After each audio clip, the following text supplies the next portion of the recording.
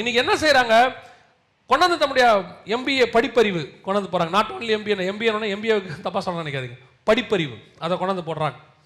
இன்னும் கொஞ்சம் பேர் எக்ஸ்பீரியன்ஸ், அவங்களுடைய அனுபவங்களை கொண்டாந்து எங்க போடுறாங்க? சபைக்குள்ள போடுறாங்க. அனுபவத்தை கொண்டாந்து ஒவ்வொருத்தருக்கும் ஒரு அனுபவம். அவருடைய அனுபவம் எனக்கு பிரயோஜனப்படாது, ஏன் அனுபவம் இன்னொருத்தருக்கு பிரயோஜனப்படாது. சொல்லலாம், கேட்டுக்கலாம், தேவைப்பட்டா இம்ப்ளிமெண்ட் பண்ணிக்கலாம், ஆனா எக்ஸிக்யூட் பண்றது தேவன் ஒருத்தர் தான். புரியுதுங்களா? இப்போ என்னோட ஒரு நண்பர் இருக்கிறாரு, அவர் நல்லா படித்தவர், படித்து அவர் ரொம்ப பெரிய லெவலில் இருக்கிறார். அவருடைய ஆலோசனைக்கு ஜனங்கள் காத்திருக்கிறார்கள். அநேகர் அவர்கிட்ட அட்வைஸ் கேட்குறாங்க, காசு கொடுத்து கேட்குறாங்க. அந்த அளவுக்கு அவர் இருக்கிறார்.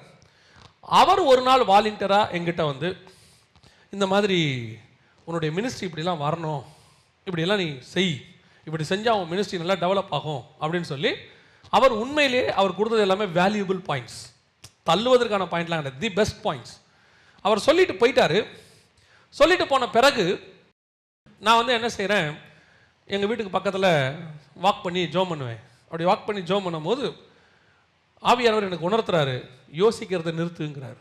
ஸ்டாப் திங்கிங், யோசிக்கிறத நிறுத்து. ஆண்டவர் சொல்கிறாரு, அவன் சொன்னது அந்த ஆஃபீஸோடைய சக்ஸஸ் ஃபார்முலா, அந்த பிஸ்னஸோடைய சக்ஸஸ் ஃபார்முலா, அந்த மாதிரி பிஸ்னஸ் உள்ளவங்களுக்கு அது பிரயோஜனப்படும். உனக்கு நான் வச்சிருக்கிற டிசைனே வேற, இந்த டிசைனுக்கு அந்த ஃபார்முலா ஒத்து வராது.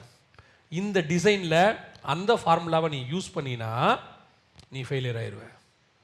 நீ எப்படி சக்ஸஸ் ஆகணும்னு நான் வச்சிருக்கிறேன், அதை நான் சொல்லுவேன். ஸ்டாப் திங்கிங்னர். எதுக்கு சொல்கிறேன்? நம்ம ஒவ்வொருத்தருக்கும் ஒரு டிசைன் கத்தர் வச்சிருக்கிறார். சபைக்குள்ள இருக்கிற ஒவ்வொருத்தருக்கும் கத்தர் என்ன செஞ்சிருக்கிறாரு? ஒரு டிசைன் வச்சிருக்கிறார். அதனால மூத்தோர் ஆலோசனை தள்ளணுமா? தள்ள வேண்டாம், கேட்டுக்கணும். ஆனால் அதை எக்ஸிக்யூட் பண்ணலாமா வேணாமாங்கிறத தேவன்கிட்ட கேட்கணும். தாவீதுக்கு நல்லா சண்டை போட தெரியும், ஆனால் சண்டை போடுறதுக்கு முன்னாடி ஆண்டவர்கிட்ட கேட்பான், இந்த சண்டையை நான் போடட்டா வேண்டாமா?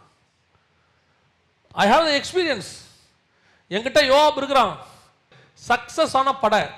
தாவீதுனா சுத்து வட்டார அத்தனைக்கும் பயம், தாவீது வர்றான்னா எல்லாருக்கும் பயம். ஆனால் தாவீதுக்கு ஒரு பயம் இருக்கு, இது தேவ சித்தமா இல்லையா? அதுதான் நம்முடைய அத்தனை பேருடைய வாழ்க்கையிலும் இருக்க வேண்டிய மிக இம்பார்ட்டன்ட். நான் மனவாட்டி சபையாக இருக்கிறேன் என்று சொன்னால் என் ராஜாவினுடைய கட்டளை எனக்குள்ள இருக்கிறதா? தேவன் என்ன செய்ய சொன்னாரா? ஏன் நான் ஒரு வஸ்தி, நான் ஒரு ராஜகுமாரத்தி, நான் ஒரு மனவாட்டி, நான் ஒரு சபை. தேவ சித்தத்தை அல்லாமல் வேற எதையும் செய்வதற்கு எனக்கு இங்கே அதிகாரம் கிடையாது. No other rights. சபை 100% தேவ சித்தத்தை மட்டுமே செய்யணும். இயேசு கிறிஸ்துவே அப்படிதானுங்க செஞ்சாரு. என் பிதாவின் சித்தத்தை செய்யவே நிறைவேற்றவே நான் வந்தேன், என் பிதாவின் சித்தத்தை செய்வதே என் போஜனம். சபை 2 வகையாக தான் இருக்கு இன்னைக்கு. சபையும் 2 வகை. ஒன்று தேவனுடைய மனவாட்டி சபை. அந்த மனவாட்டி சபையை பற்றி பார்த்தோம், ஸ்திரீகளுக்குள் ரூபவதியே. இன்னொன்று விபச்சார சபை. அதுவும் எப்படி இருக்கு பாருங்களேன், வாசிங்க. நாகும் புஸ்தகம் 3ஆம் அதிகாரம் 4வது வசனத்தை வாசிங்க. நல்லா கவனிங்க. இதுவும் ரூபவதி தான், இதுவும் ரூபவதி தான். உன்னத பாட்டு 5:9 நம்ம வாசிச்ச உன்னத பாட்டில் இருக்கிற அந்த மனவாட்டியும் ரூபவதி தான். ஆனால் இவங்க 2 பேருக்கும் உள்ள மிக முக்கியமான விஷயம் என்னென்றால், இவளுக்கு மணவாளன் உண்டு, இவளுக்கு மணவாளர்கள் உண்டு.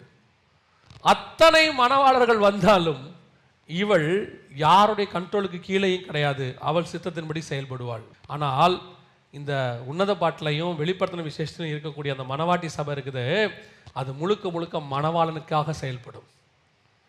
மணவாளனுக்காக செயல்படுவது தான் மணவாட்டி சபை. இன்னைக்கு சபை 2ஆ இருக்குது. ஒன்று மணவாளின் சித்தத்தை மட்டும் செய்கிற சபை, மணவாளின் சித்தத்தை மட்டுமே செய்கிற சபை. இன்னொன்று மணவாளர்களுக்கான சபை. இந்த 2த்துக்கு என்ன டிஃபரன்ஸ் தெரியுமா? கவனிங்க. இயேசுவை மணவாளனை மட்டும் திருப்திப்படுத்தினா அவன் மணவாட்டி, வரவங்களை எல்லாம் திருப்திப்படுத்தினா அது விபச்சார சபை. இந்த 2 கேட்டகரி அழகா நீங்க பிரிச்சுக்கலாம். Very simple. தேவனுடைய சித்தத்தை மட்டும் நீ செய்கிறாயா, நீ தான் மணவாட்டி சபை. நீ எல்லாருடைய விருப்பத்துக்கு ஏற்ற மாதிரி ஊழியம் பண்றியா, எல்லாருடைய விருப்பத்துக்கு ஏற்ற மாதிரி சபை நடக்குதா, எல்லாருடைய விருப்பத்தையும் திருப்திப்படுத்துற மாதிரி. நீங்க நல்லா பாருங்க, மூப்பர்களுக்கு ஏற்ற மாதிரி சபை நடக்கும். சபையில் உள்ளதான மூப்பர்கள், சபையில் உள்ள கமிட்டிஸ், டினாமினேஷன்ஸ், விசுவாசிக்கு ஏற்ற மாதிரி நிறைய சபை நடக்குது. விசுவாசிக்கு ஏற்ற மாதிரி. இவங்களை எல்லாம் திருப்திப்படுத்துகிற மாதிரி ஒரு மினிஸ்ட்ரி நடக்குது. I'm not only talking about the church, I'm talking about the ministries. மனுஷனை திருப்திப்படுத்துவதற்காக சபை அல்ல, தேவனை திருப்திப்படுத்துவதற்காக தான் சபை. மணவாளன் பார்த்தா மட்டும் பிடிக்கிற மாதிரி பண்ற அலங்காரம் ஒன்று இருக்கு, எல்லாருக்கும் பிடிக்கிற மாதிரி ஒரு சபை இருக்கு. ஆனா தேவன் விரும்புறது எனக்கு பிடிக்கிற மாதிரி மணவாளனுக்கு ஏற்ற அலங்காரம் உள்ள, அவர் சித்தத்தை மட்டும் செய்கிற, அவர் விருப்பத்தை மட்டும் செய்கிற ஒரு சபை.